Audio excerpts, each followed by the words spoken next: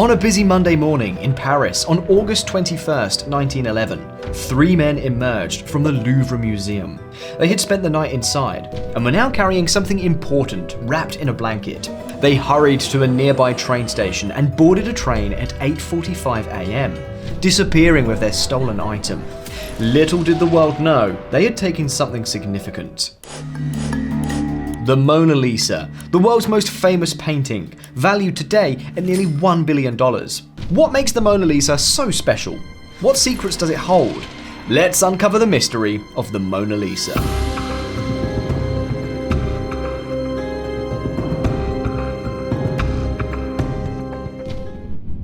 For over a century, the Mona Lisa had been one of the greatest treasures held in the Louvre in Paris. She is the most famous work of art in the world. At the Louvre Museum in Paris, a small portrait, the Mona Lisa, hangs in a Renaissance gallery. But in 1911, it would vanish without trace. The Mona Lisa was painted in 1503 by an Italian genius named Leonardo da Vinci, who was not only a painter, but also an engineer, scientist, sculptor, architect, and thinker. He knew a lot about many subjects, like painting, maps, stars, the human body, plants, water, rocks, light, and even ancient life. Now, let's talk about the Mona Lisa, his most famous painting.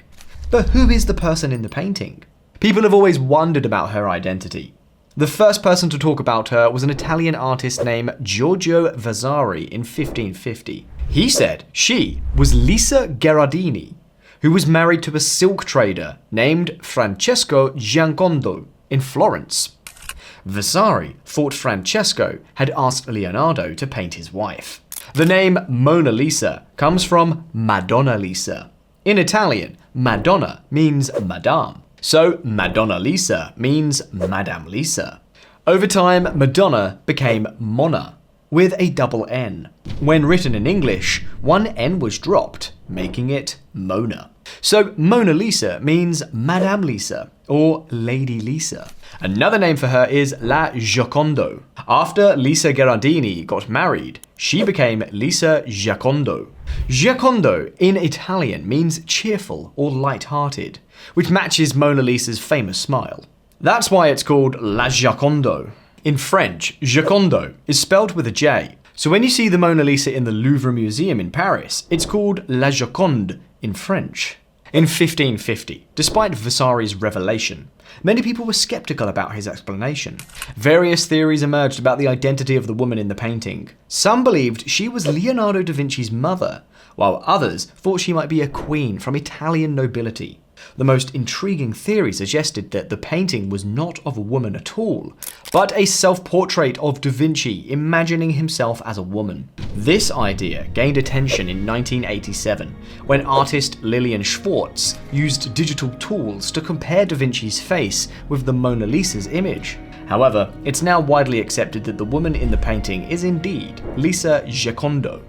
A professor in Florence conducted research for 25 years and found evidence in archives confirming Lisa's identity. If you examine the Mona Lisa closely, you'll notice a veil over her hair that many people call a mourning veil, worn when someone in the family has passed away. Now, you might wonder why a painting by an Italian artist of an Italian woman is in France today. In 1516, the King of France, King Francis I, invited Leonardo da Vinci to live in France, and da Vinci moved there from Italy, bringing the Mona Lisa with him. Records suggest that da Vinci hadn't finished the painting yet, even though he had been working on it for 15 years. Unfortunately, da Vinci passed away in 1519 while in France, and the king kept the painting as part of his royal collection. About 150 years later, during the French Revolution in 1797, the painting was moved from the palace to the Louvre Museum. This movement is connected to the theft of the Mona Lisa in 1911. The thief, Vincenzo Perugia, believed the painting belonged to Italy, not France. He and his friends took it to Italy after the theft, driven by Italian nationalism. Stealing such a famous painting was a risky venture, especially considering its immense value. Perugia, the Italian nationalist, will be discussed further later. But before that, let's explore the uniqueness of this painting. The Mona Lisa is special for several reasons. Firstly, it was painted on poplar wood, a favourite material among Italian painters at the time, rather than on paper, canvas or cloth. Secondly, despite its small size, measuring only 77 centimeters by 53 centimeters, it stands out because it was one of the first paintings in Italy to focus so closely on the person, presenting a half-length portrait. In terms of appearance, the painting has a lot of brown and yellow shades, giving it a somewhat dull appearance. At one point, a professor even speculated that Lisa may have had high cholesterol due to the yellowish tones. However, this is primarily due to two reasons. A protective layer of varnish was applied to shield the painting from moisture, as it was painted on wood and needed protection against humidity. Over time, this varnish caused some bleaching. Originally, the painting would have been more vibrant and colourful. Attempts to recreate the original appearance suggest this. Da Vinci employed a special painting style called sfumato, which means blending. This technique is evident in the background of the painting, which depicts the Arno Valley in Italy. There are no clear boundaries between the background and Mona Lisa herself. Instead, her features blend seamlessly with the landscape. This blending of outlines and colours is the hallmark of sfumato and contributes to the mysterious allure of Mona Lisa's smile. If you carefully observe Mona Lisa's smile, you'll notice something intriguing. The more you focus on her smile, the more serious her expression seems. However, when you shift your attention to her eyes, suddenly, her smile appears more pronounced. This effect applies to any part of the painting you look at, whether it's the background, her forehead, or her eyes. It's as if Lisa's face smiles more when you're not concentrating on her smile directly. Leonardo da Vinci dedicated a significant amount of time to perfecting this smile. He spent many nights in a hospital in Florence, where he dissected the facial muscles and nerves of cadavers to understand how they create expressions. He noted in his book that humans have more muscles around their lips than any other animal, which made dissecting these muscles particularly challenging due to their small and numerous nature. During his experiments, Da Vinci also studied horses and compared their expressions to those of humans. He wrote about observing whether the muscle that raises a horse's nostrils is similar to the one in humans. This meticulous examination of both horse and human facial anatomy was unprecedented in history. Da Vinci's fascination with Mona Lisa's smile didn't stop there. After his studies on facial anatomy, Leonardo da Vinci delved into optics as well. He discovered that light rays don't converge into a single point on our eyes. Instead, they spread out across the entire retina. The fovea, located at the center of the retina, helps us perceive fine details, while the rest of the retina is more sensitive to shadows and black and white images. Leveraging this understanding, Da Vinci strategically used shadows in his paintings. In the Mona Lisa, even when viewed peripherally, meaning if you're looking away from the painting but it's in your field of vision, the effect of her smile still persists. When you closely examine her smile, you'll notice that its central line appears flat, making it seem as though she's not smiling at all. However, the shadows created using Da Vinci's sfumato technique have a unique effect. Even when you're not directly focused on the painting, your peripheral vision still registers the smile and its accompanying shadows. As a result, you perceive Mona Lisa as smiling, even when you're not looking directly at her mouth. This manipulation of shadows and visual perception is part of what makes the Mona Lisa's smile so enigmatic and captivating. It may surprise you to learn that the Mona Lisa is not just one painting, but two. This isn't a conspiracy theory, it's a fact. Another painting, similar to the Mona Lisa we know, was created around the same time. The story of this second Mona Lisa begins in 1504, when another renowned artist named Raphael made a rough sketch using pen and ink. When you compare Raphael's sketch to the Mona Lisa in the Louvre, you'll notice a significant difference. In Raphael's sketch, there are two columns behind Mona Lisa. Initially, researchers believed that Raphael based his drawing on the Mona Lisa painting, so they dismissed the idea. However, in 1993, a German art historian disproved this theory. Professor Palanti, who had spent 25 years researching the identity of the Mona Lisa, confirmed that Raphael actually lived right across from the Gioconda family in Florence. So, does this mean that Raphael painted an original work on the same subject, featuring the same woman in the same pose? This seems incredible. Another possibility is that another Mona Lisa painting exists, which inspired Raphael's drawing. This second Mona Lisa painting was unveiled to the world in 1914.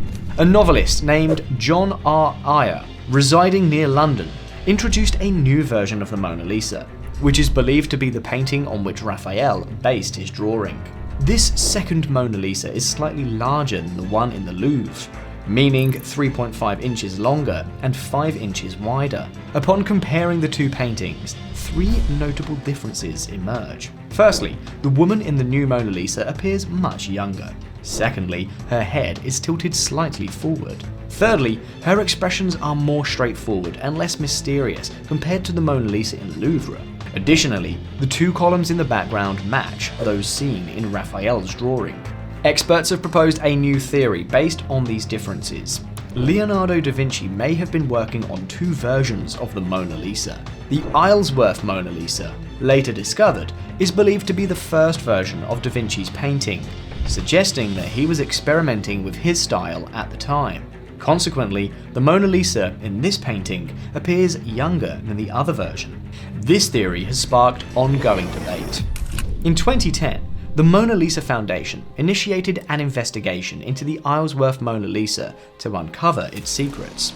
They proposed another theory, suggesting that da Vinci painted the face and the hands of this new Mona Lisa, while an inferior artist completed the background, possibly someone from Leonardo's workshop. However, both theories remain speculative, as no concrete evidence has been found to support either argument. Returning to the theft of the Mona Lisa, it was discovered that the mastermind behind the theft, Vincenzo Peruggia, was actually an employee at the Louvre Museum. One day, he concealed himself in a hidden corner of the museum and spent the night there. The following morning, he walked out with the painting, believing that as Leonardo da Vinci was Italian, the painting should rightfully be in an Italian museum. When the news of the theft broke, it made headlines worldwide, and detectives were deployed to apprehend the thief. Despite extensive efforts, Peruggia remained elusive. For 2 years, Peruggia kept the painting hidden in his home, wondering what to do with it. Feeling impatient, he attempted to sell the painting to an art dealer in Florence named Giovanni Poggi. However, Giovanni grew suspicious upon noticing the stamp on the painting, confirming that it was indeed the stolen artwork, the most sought-after item globally. Consequently, Vincenzo was apprehended and sentenced to 6 months imprisonment. The painting was returned to the Louvre Museum and reinstated on January 4th, 1914. Today, it is displayed there behind bulletproof glass under strict climate-controlled conditions, maintaining 50% plus or minus 10% humidity and a temperature of 18 degrees to 21 degrees Celsius. Interestingly, Mona Lisa's popularity soared only after the theft. Prior to the incident, the painting was not widely known among the general public, although art enthusiasts were familiar with it. Thus, if you visit the Louvre Museum and witness a crowd gathered around the Mona Lisa, you can attribute its newfound fame to Vincenzo's theft. Now, I want to hear from you. Who do you think the Mona Lisa really depicts? Have you ever visited the Louvre Museum and seen her in person? What's your favourite detail about the painting? Drop your thoughts and theories in the comments section below. And if you enjoyed uncovering the secrets of the Mona Lisa with me, then make sure to hit that subscribe button and turn on the notification bell. We're diving into more intriguing stories, mysteries, and historical wonders, and I don't want you to miss out. Thanks for watching.